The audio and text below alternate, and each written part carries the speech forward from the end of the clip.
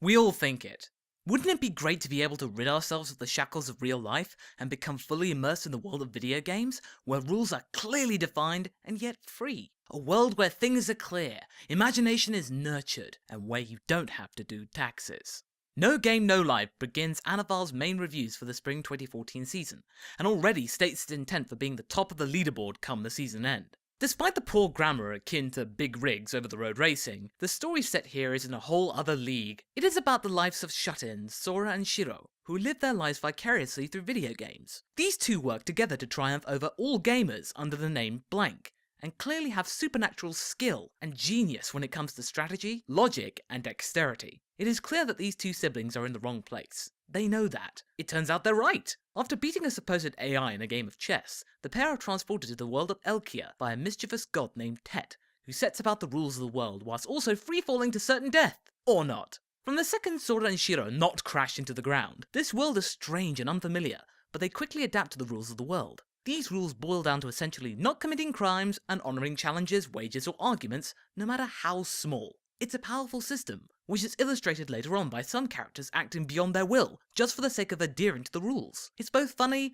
and unsettling. The inner narrative is quite compelling without being too heavy. However, the idea that a guy who is proud to be a hermit suddenly becoming the greatest being who ever lived, thanks to a scene change, is a little bit Gary Stu-esque. It's like Sora's living out the fantasies of like-minded individuals. Whilst it is shoved in our faces a whole lot, it doesn't detract from the story at large. His execution and expositions are skillfully explained, albeit a little elongated, but anime can be cerebral like that, so it's to be expected, or at least speculated. My main problem with the initial story is that Sora and Shiro somehow gain the ability to understand the world of Elkia off screen. We don't get an awkward or amusing first encounter akin to most anime, they just seem to instantly know what's going on and how to manipulate other players. However, it can be argued that the show wants to get to the good stuff quickly and skip over the trivial matters of comedy, so as to keep the viewer interested. We know these two are hyper intelligent and treat life like a game, so it's natural to them to do the same in this new world. They're not like most main protagonists in that they're already masters, and the show is all about them thriving in the world that they truly belong in. It's also about restoring the honour of Stephanie Dola, the granddaughter of Elkia's foolish king, who gambled most of the kingdom's assets away in games. She recently lost the chance to gain back the throne in a card game, and winds up in the company of Sora and Shiro, with the former then relishing the chance of becoming king in a game of chance and skill. He's not got anything better to do, so why not?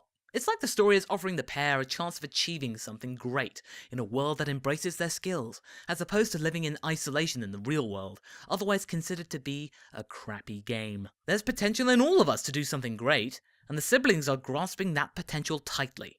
There is some urgency though to proceedings. It's not simply about Sora becoming king. The world is broken up into 16 races where humanity, humans as we know them, are the weakest, with no magical skill or awareness whatsoever. Kinda rough considering every other nation can use magic, even the world's orc equivalents! Ouch! This is the overarching theme. The world of Elkia, humanity or humanity's last stronghold, is under threat, and it's up to Sora and Shiro to save it. Simple premise, effectively executed. The visuals here are probably some of the most beautiful I've seen in years. The off-black line art, the oversaturated colours, plus the sheer bizarreness of Elkia are a wonder for the eyes, a blatant signifier to the viewer that this world is unlike our own. This is a world to get lost in and be mesmerised in. Madhouse have once again demonstrated their skill in creating rich and vibrant worlds where fantasy is its pen and the colour palette is jammed up to 100% saturation. It reminds me of the live-action Speed Racer adaptation in its sheer indulgence in colour. You can't fault the show being boring. Yet you could wish it saved some exposition for later on, and instead focus on introducing more of the world around us, not just spout off minutes of plot. A picture says 1,000 words after all. In all, I recommend No Game No Life. It lived up to my expectations in terms of presentation and direction, as well as its underlying message which left me thinking.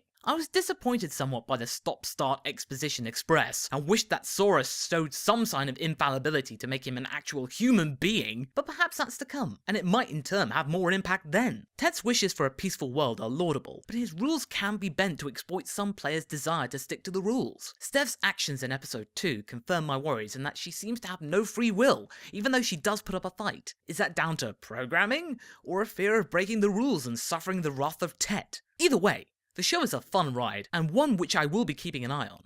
No Game No Life is available to stream on Crunchyroll. My rating?